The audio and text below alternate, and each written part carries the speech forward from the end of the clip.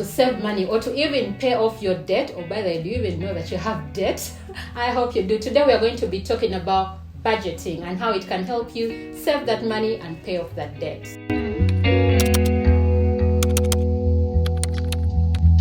Hi and welcome to this platform. My name is Marjorie Nantambi, your personal growth and finance coach. On this platform, we talk a lot about goals, vision boards. Have you worked on your vision board yet? Yes, I'll keep asking you that question until you actually work on your vision board. If you haven't, it is never too late. Click the link in the description. Join us on the vision board mastermind, where we set our goals and then write action points that are going to help us achieve that goal. Plus, you can join our family of the 5 a.m. club. Let me know in the comment section where we set our goals and keep ourselves accountable to achieving them. This quarter, like we mentioned, we are talking money. How is it going? We've been talking about how to get the money, how to save the money, how to keep the money. If you haven't watched those videos yet, I'll link them in the description, or I'll put it just on the screen such that you're able to watch them and walk this money journey with us. We don't want to leave you behind. Today we are talking budgeting because we know that for the longest time we've wanted to achieve these goals, or we wanted to save money,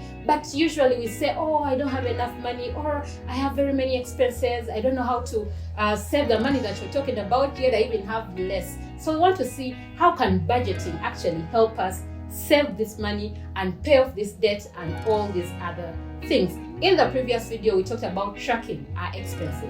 I hope you have gotten on that journey of tracking your expenses. Plus, we talked about the financial journal.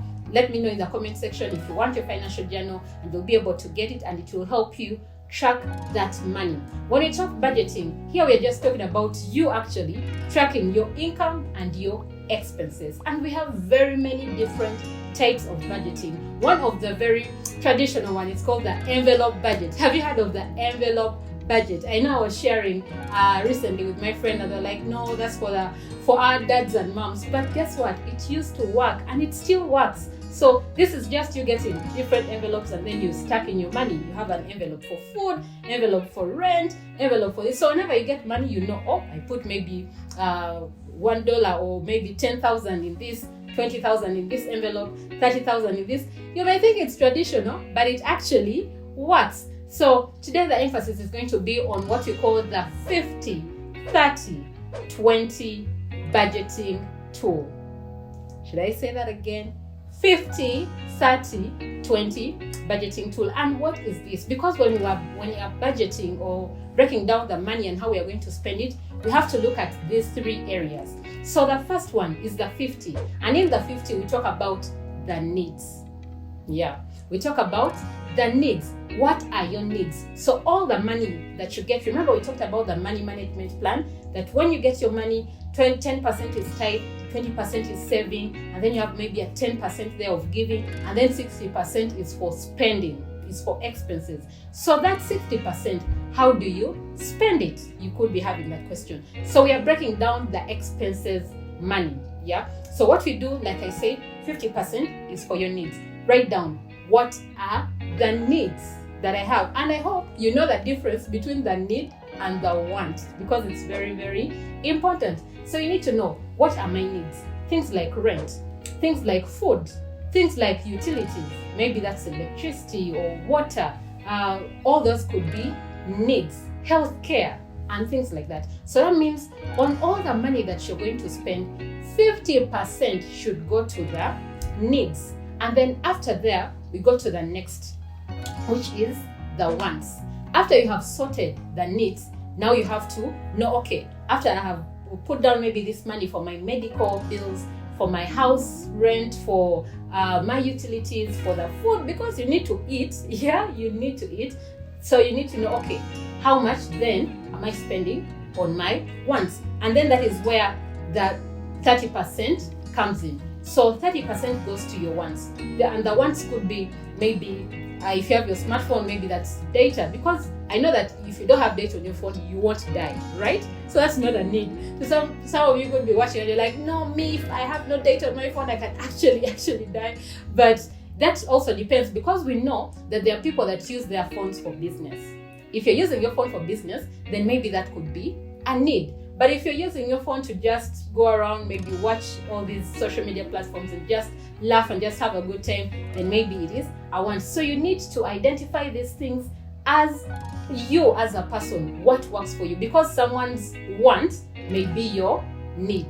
So you need to have that distinction. So we say 50% for the needs, that's where we start, and then 30% for the wants. This is where then you say, okay, after I've taken care of the needs, then I can maybe pay for Netflix and watch a movie, or I can go out with my friends and have a good time. You can go shopping and all these things, yeah, after you have taken care of the needs. And then after the 30% of the wants, then we go to the 20%. Now this 20% is what is directed to your financial goals. You remember the percentages we shared in the saving video, in the keeping the money. We said that it's 10% tithe and 20% saving. So here we are also saying that it is 20% of all your money that should go to your financial goals. And your financial goals could be maybe starting a business, starting to build your house, building buying a car, and things like that, depending on you. Now those are your financial goals.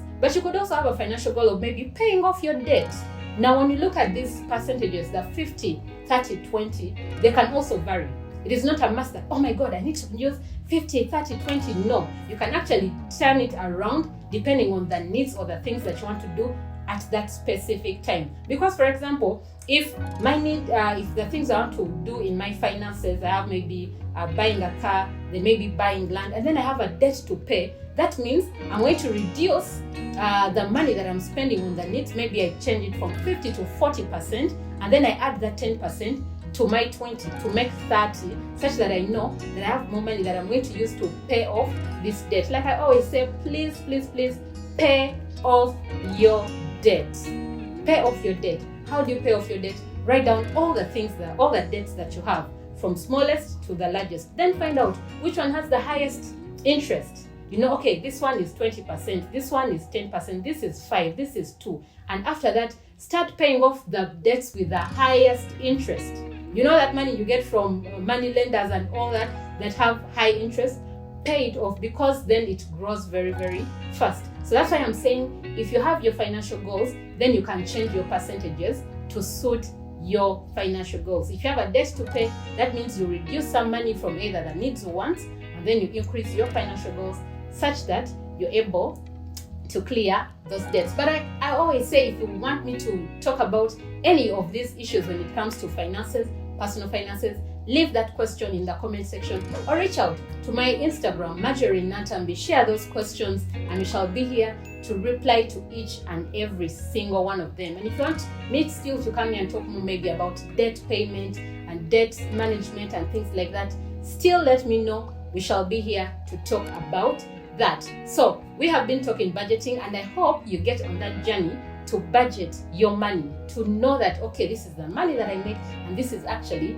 how I spend it. And like I mentioned, a financial journal is one of those things that will help you get on this journey of tracking your finances. So if you want to get yourself a financial journal, let me know in the comment sections and we shall be able to get that journal to your doorstep. Thank you for being here. Do not forget to subscribe, because we shall have a video still talking finances uploaded and you don't want to miss it. Don't forget to like, share, and leave that comment. Leave a question or leave a financial tip that someone on this platform can actually use. So thank you for being here. See you in the next video.